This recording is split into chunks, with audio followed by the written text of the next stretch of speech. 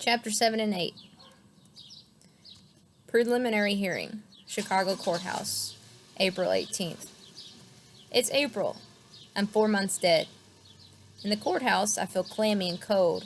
Not weather cold, just empty cold. I'm stuck. Stuck in time. Stuck being dead. Ma, Grandma, and Pop are in the courtroom's front row behind the prosecutor. Reporters, sketch artists, Reverend Thornton, officers, and community folks fill the rest of the seats. Right behind the lawyer's desk are a white woman and a girl. Her daughter, maybe. Both have sandy brown hair. Both look sad. There's no jury, just empty seats. The judge isn't tall, about the same height as my ma. She wears black shoes. Her nails are painted pink.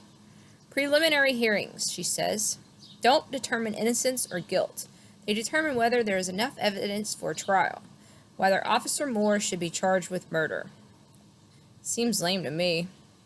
I'm dead, aren't I? A policeman is sitting in the dock, below the judge's chair. He has sandy brown hair, too. Glazed blue eyes. A lawyer is saying something to him, but he's not listening, just looking at the woman and girl. His family, I think. Officer Moore, can you answer the question? Sir? The officer looks at the slim man. Were you in fear for your life? Yes. He had a gun. Were you surprised later when the gun turned out to be a toy? Yes, it looked real. He was threatening me. I shake my head. I never pointed a gun at that policeman.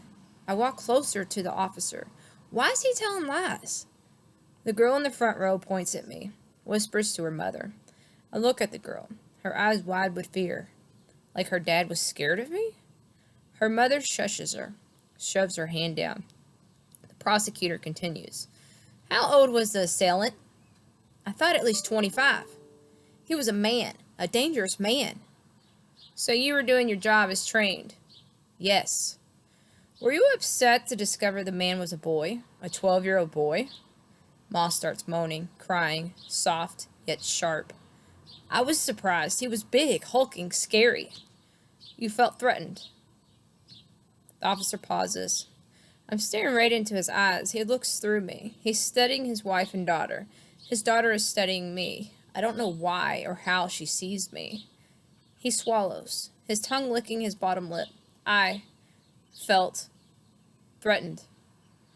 Pop stands shouting. A grown man, 2 grown men, you, your partner, Officer Witter, armed, threatened by a boy? Ma wails. The judge pounds her gavel. Quiet in the courtroom. Black lives matter, someone hollers. Jerome mattered, shouts Grandma. He was a good boy. Order, yells the judge. Security guards move toward my parents. I collapse on the floor, feeling like I've been shot again. I'm furious. There's no order. Only swirls of noise, wailing, shouts, and commands.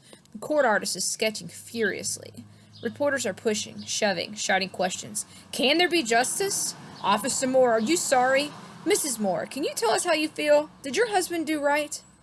I don't hear any answers. What does it matter if Officer Moore is sorry? If his wife is sorry? If the whole world is sorry? I stare at the ceiling. It's painted blue.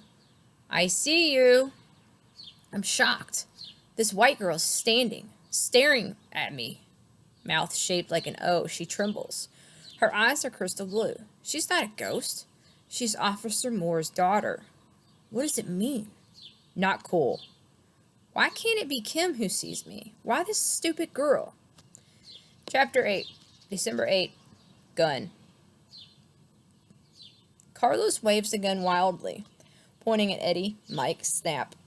I back away, moving to the left, closer to the hall door. I should have known better. Friends get you in trouble. Leave me alone, I mean it. Carlos scrambles to his feet. We were just playing, says Mike. No need to be upset, adds Snap. Eddie stares. How'd you get a gun in school? Carlos doesn't answer. Though nervous, I shout, Leave us alone!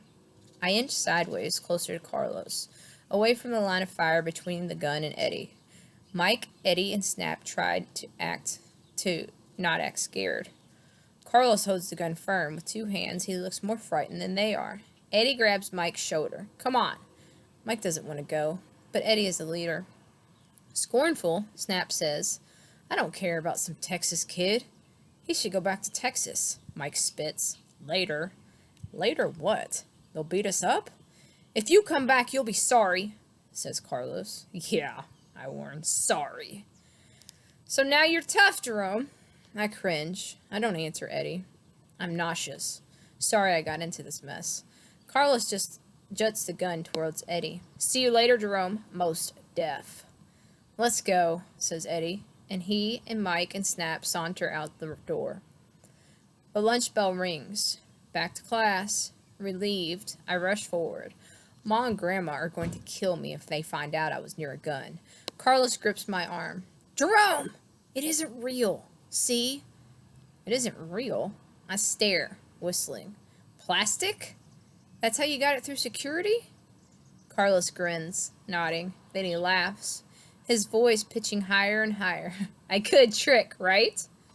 Trick, I repeat, doubling over, laughing. We're both sweating, hysterical. I gulp air. I'm less scared, still nervous, but less scared. Carlos is smart.